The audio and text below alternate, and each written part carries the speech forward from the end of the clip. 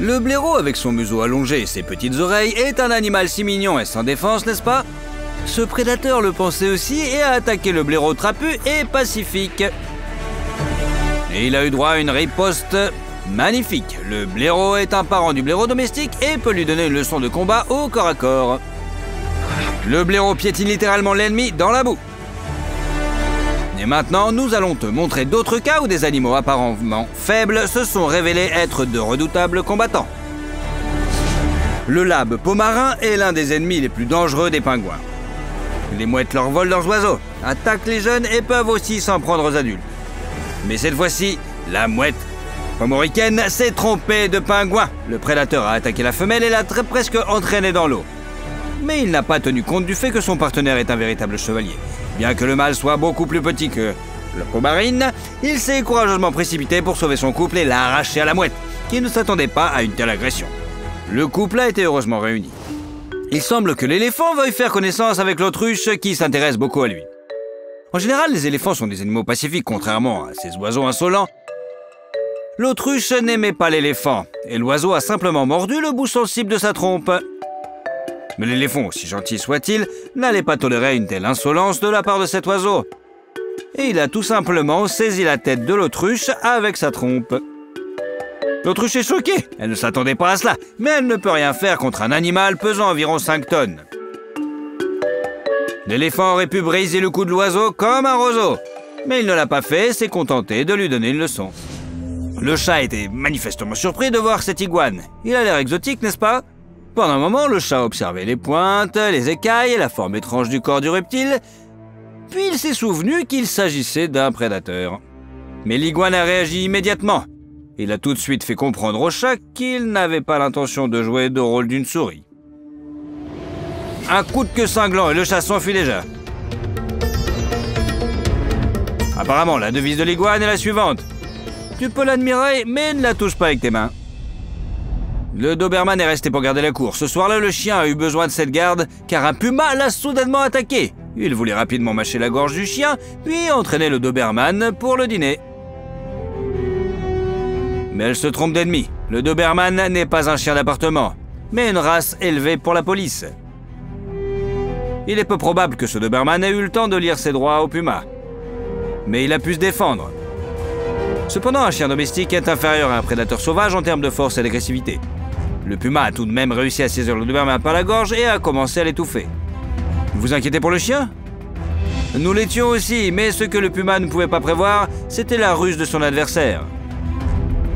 Alors que le Doberman s'effondrait entre les dents du puma, ce dernier a relâché sa prise. Le Doberman a profité de sa dernière chance pour se libérer et s'échapper. Le prédateur n'osait pas poursuivre son attaque. À tout moment, des gens pouvaient venir protéger l'animal. Finalement, le puma a dû battre en retraite et le Doberman a survécu. Nous espérons qu'il pourra se rétablir complètement. Il semble qu'il n'ait pas été gravement blessé. L'aigle à tête blanche est l'un des meilleurs chasseurs de poissons de tous les oiseaux. Et ce, bien qu'il ne sache pas bien nager. Qu'il ait du mal à rester sur l'eau et que, de manière générale, plonger dans cet élément soit très dangereux pour lui. Mais cet amateur de sensations fortes n'est pas considéré comme l'un des oiseaux les plus cool pour rien. Il guette les poissons ou autres animaux marins qui se sont approchés de la surface de l'eau pour les attraper en vol horizontal à la vitesse de l'éclair. Ces prédateurs diurnes chassent ainsi non seulement les poissons, mais aussi d'autres créatures proches de la surface de l'eau. Sauf que quelque chose a mal tourné. L'aigle a mal choisi sa proie en s'attaquant à la pieuvre. En dehors de la colonne d'eau, on pense que ces créatures céphalopodes sont presque impuissantes car sans squelette. Leur corps se confond avec le sol. Mais c'est une erreur. Même hors de l'eau, la pieuvre conserve une force étonnante dans ses membres. C'est aussi la créature invertébrée la plus intelligente au monde. Lorsqu'un aigle a saisi une pieuvre, celle-ci a réagi instantanément et, dans le rapport, a saisi son agresseur. Nous ne savons pas si les pieuvres connaissent la théorie de l'aérodynamisme, mais le fait d'emmêler les ailes de l'oiseau en vol était une idée brillante pour faire tomber l'aigle. L'oiseau a fini par s'écraser dans l'eau et c'est là que la pieuvre a continué à se battre. Le céphalopode est tout petit et l'aigle est un géant à plumes. Mais avec ses 8 membres, c'est une arme solide. L'aigle est proche de la panique. Un petit mollusque va le noyer en quelques minutes. L'oiseau lutte désespérément pour sa survie. Mais ses plumes sont mouillées et déformées. L'aigle ne pourrait pas voler, même s'il se libérait. C'est une triste fin, n'est-ce pas? Ces hommes le pensaient aussi, alors ils ont sauvé l'aigle à l'aide d'un filet. Ils ont repêché leur adversaire, libéré l'oiseau, rendu la pieuvre vengeresse à son élément et laissé l'aigle se dessécher. Il n'a pu s'envoler qu'après, mais au moins il était en vie. Aujourd'hui, lorsque l'oiseau aperçoit des taches rouges ou roses sur l'eau, il survole la zone avec un gros hameçon. Le jeune ours, déjà assez grand, remarquait que personne ne surveillait l'enclos des cochons. Ni un homme armé, ni les chiens de garde, une proie facile, quoi. C'est ce qu'a pensé l'ours, qui s'est donc dirigé vers l'enclos, a escaladé les barreaux et a été immédiatement frappé à l'estomac. Le cochon domestique moyen a remarqué l'intrusion et a frappé sans hésiter. Elle n'a même pas essayé de feindre la peur. Vous êtes présenté au cochon comme un intrus? Prends un coup de poing dans l'estomac. Le cochon s'est lancé comme un bélier contre l'ours et a réussi à le désarçonner. Le prédateur est sous le choc, il ne s'attendait certainement pas à une telle riposte. L'ours se préparait à une contre-attaque pour donner des coups de patte au cochon trop effronté depuis le haut. Soudain, un autre cochon entre dans l'enclos. Le deuxième cochon est encore plus petit que le premier, mais il se précipite sur l'énorme prédateur. Étonnamment, les animaux n'ont pas essayé de s'enfuir, de se jeter l'un sur l'autre ou de quitter l'enclos. Vous attendiez-vous à un tel soutien mutuel, à une telle bravoure de la part des cochons? Eh bien, l'ours en a été désagréablement surpris. Au lieu de cela, les cochons se sont mis sur le dos les uns les autres et ont commencé à poursuivre l'ours comme un vilain chien. Finalement, le prédateur a simplement volé par-dessus l'autre côté de l'enclos et s'est enfui. Eh ouais, faut pas se frotter aux cochons. Les ongulés peuvent se comporter de manière beaucoup plus violente que les prédateurs. Par exemple, les zèbres attaquent souvent non seulement d'autres herbivores, mais aussi leurs congénères. Ce mâle a repéré une femelle avec un poulain et s'est jeté sur le bébé. L'objectif du mâle est très simple, le jument allait et prend soin du poulain. Et tant qu'il est sous sa responsabilité, elle ne s'accouplera pas à nouveau. Car la nouvelle grossesse ne lui permettra pas de s'occuper pleinement du petit qui grandit. L'étalon chasse le petit parce que sans lui, la femelle sera à nouveau en chaleur et il pourra se reproduire avec elle. Pour l'œil humain, une telle logique révèle de l'intrigue d'un film d'horreur. Mais certains animaux sont vraiment impitoyables envers la progéniture des autres. Non seulement de leur propre espèce, mais même de leur propre troupeau. Un poulain, bien que presque adolescent, a autant de chance contre un étalon mature qu'un pistolet à eau contre un véritable char d'assaut. Sans les crocs du lion, s'occuper d'un poulain est une tâche plutôt torturante. Aussi, le mâle choisit-il le moment idéal pour attaquer, l'abreuvoir. Pendant que le reste du troupeau s'abreuve, il noie tout simplement le petit. Mais l'étalon a sous-estimé sa maman. La femelle zèbre est beaucoup plus petite que le mâle. Elle pèse environ 20% de moins que le mâle, ce qui signifie qu'elle est également beaucoup moins forte physiquement. Mais elle bloque courageusement le chemin de l'attaque du mâle, résiste à ses coups, repousse courageusement l'étalon brutal et ne le laisse pas s'approcher du bébé malgré son infériorité.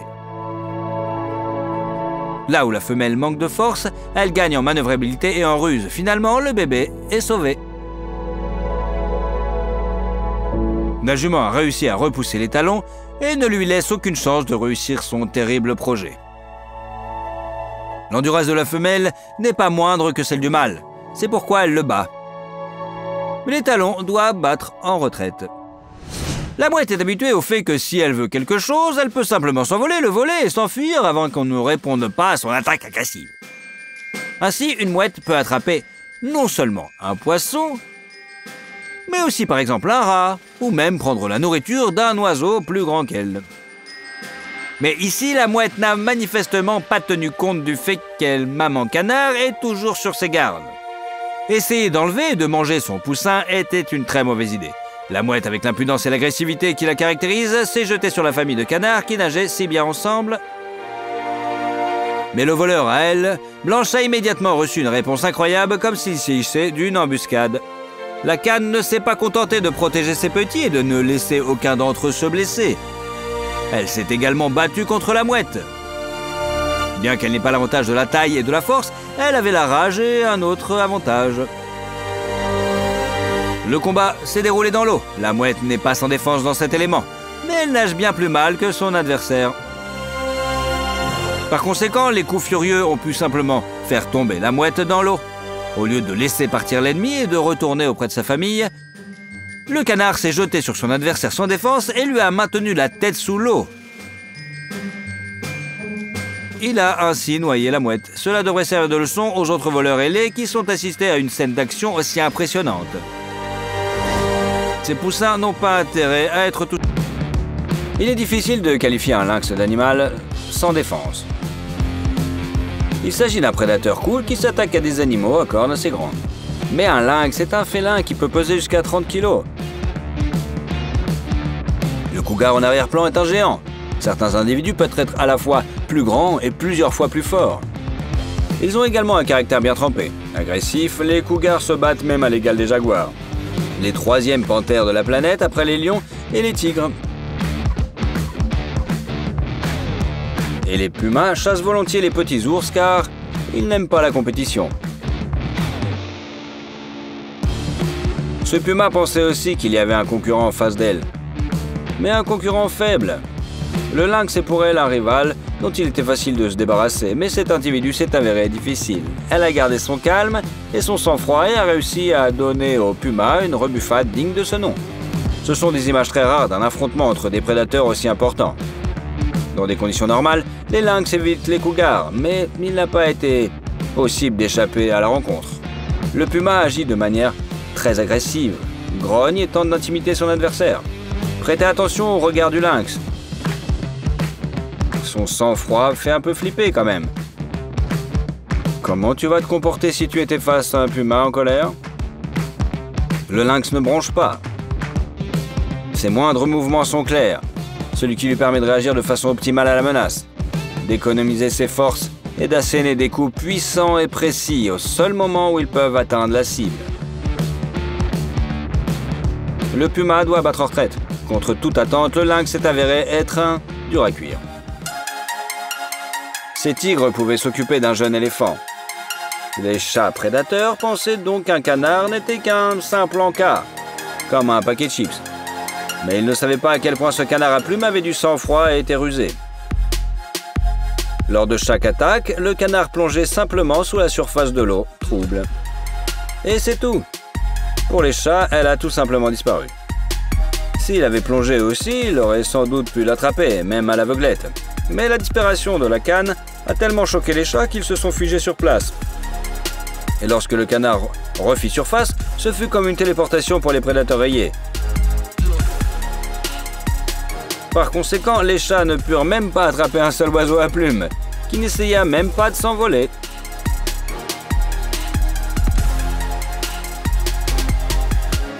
Lorsque l'on voit cet adorable animal au visage allongé de furet, aux oreilles rondes et aux grosses pattes mignonnes, courir dans les congères, mais si un grand prédateur tente d'attaquer ce petit mignon, il comprendra immédiatement qu'il s'est trompé d'adversaire. Ce loup a regretté de s'être fait attraper par un tel gamin. On dirait que le prédateur gris ne rigole pas. Vous n'êtes pas d'accord ?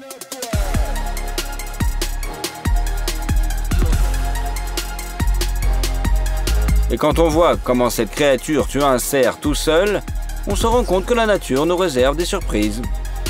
Voici Wolverine. Et ce n'est pas pour rien que le meilleur des super-héros, le plus cool, porte son nom. Un animal de la taille d'un épagnol qui effraie les loups expérimentés par sa simple présence. Pourquoi ? Parce que si un loup ou même un puma a l'audace d'attaquer notre héros, cela peut se terminer tragiquement pour un prédateur plus grand et ne devenir rien de plus qu'un échauffement pour Wolverine lui-même.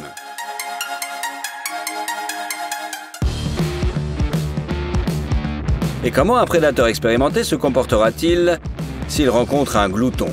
Prendra-t-il les clés de la victoire? Cherchera-t-il des tactiques? Comment vaincre l'ennemi? Non, c'est un loup expérimenté qui a pris la décision la plus raisonnable. Il fait semblant de ne pas voir le carcajou et essaie de ne pas le provoquer.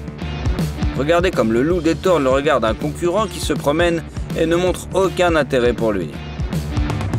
Les loups sont des animaux très intelligents. Ce carcajou pèse au moins 25 kilos, sont 3 fois moins qu'un loup. Mais regardez comment cette machine de combat peut affronter 2 adversaires en même temps.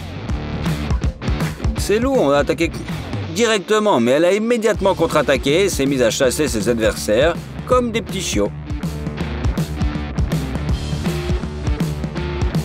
La férocité de ce carcajou a tout simplement choqué les 2 loups qui attendaient que la victime commence à s'enfuir. Apparemment, ils n'ont jamais été confrontés à un tel adversaire. Les loups sont considérés comme l'un des prédateurs les plus efficaces de la planète.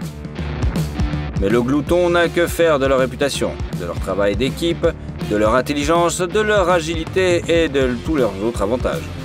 Si vous la mettez en colère, alors elle se lance dans la bataille et détruit tout sur son passage.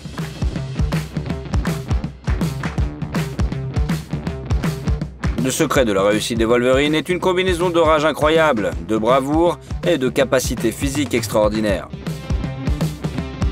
Wolverine se bat à la fois avec ses mâchoires et ses pattes. Ses griffes, bien qu'elles ne se rétractent pas comme celles des chats, sont très acérées et très puissantes. Cela lui permet d'agripper sa victime presque plus fermement qu'un bulldog. Et ce n'est pas tant la force de la morsure que l'incroyable entêtement de l'animal.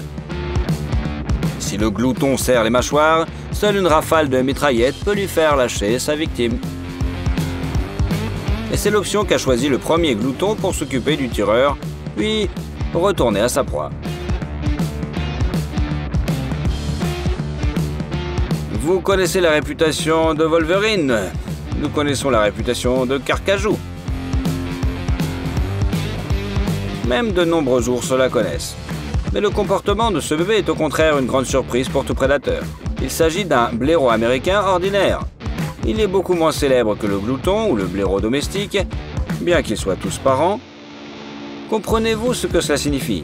Si par manque d'expérience, un ours se bat avec un blaireau, il recevra la même rebuffade que dans le cas d'un blaireau domestique.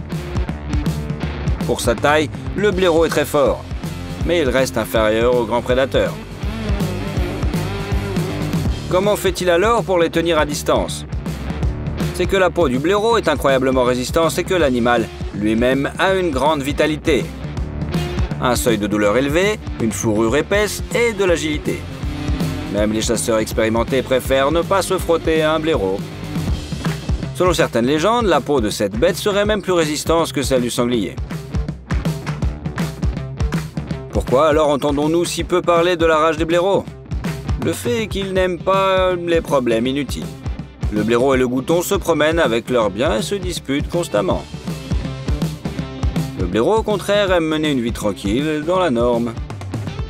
Il préfère les baies, les noix, les racines et les légumes. S'il chasse, c'est généralement pour chasser des insectes, des reptiles et des petits oiseaux. Le blaireau aime particulièrement les rongeurs. C'est pourquoi il est bien traité dans la culture, car le blaireau détruit les nuisibles. D'ailleurs, il n'est pas irritable, pas particulièrement agressif et n'essaie pas de frapper l'ours dès qu'il le remarque. Il a aussi une jolie petite gueule, vous trouvez pas? Les blaireaux américains ont de longs poils combinés à un corps bas et à des pattes courtes. Les font ressembler à des chiens décoratifs. Les blaireaux européens sont particulièrement mignons en raison de leur museau allongé et de leur rayures caractéristiques. Il semble donc qu'en face de vous se trouve un homme ordinaire et tranquille qui se cache de la menace et ne compte que sur la protection de son terrier natal. Quelle n'est pas la surprise de cet ours lorsqu'il s'avère que le blaireau est encore plus fougueux que ses lointains parents. Après tout, si ce gamin est provoqué, il sera vexé et montrera qu'il vaut mieux ne pas croiser de personnes modestes. La plupart des prédateurs évitent les combats à armes égales pour une raison simple. Ils ont besoin d'une bonne santé pour chasser. Si le loup vient à bout de son ennemi, mais reste avec une petite patte blessée, il lui sera plus difficile de rattraper sa proie. L'issue peut en être fatale. Le blaireau ne s'en préoccupe pas non plus. Il va jusqu'au bout, ce qui ne fait que terrifier ses concurrents. Le blaireau peut même attaquer un puma si elle tente de l'attraper. Mais le cougar est une bête incroyablement agressive et cruelle. Mais elle recule comme un chaton effrayeux lorsqu'un blaireau menace de lui ronger les pattes. Avec ses mâchoires allongées, même très puissantes, il peut le faire. Il s'attaque à une bête 10 fois plus grosse avec obstination et brutalité. Encore et encore. En même temps, le blaireau connaît les points douloureux de l'ennemi et essaie de les toucher. Le renard pensait que le blaireau était un gros homme sans défense, mais il s'est rendu compte trop tard qu'il s'était trompé de cible. Le blaireau mord à la base de la queue, à un endroit très douloureux. Il se secoue d'un côté à l'autre, causant un maximum de dégâts, et grâce à la poigne de puissantes pattes, le renard n'a aucune chance de s'en sortir jusqu'à ce que le blaireau veuille le lâcher lui-même. Et les coups de l'ennemi, il semble les ignorer. Et même si le prédateur recule, le blaireau le poursuivra lui-même, de sorte que l'ennemi se souviendra à jamais de cette leçon. Et quelle victoire inattendue de la victime sur le prédateur vous a le plus marqué? Répondez dans les commentaires et n'oubliez pas de vous abonner.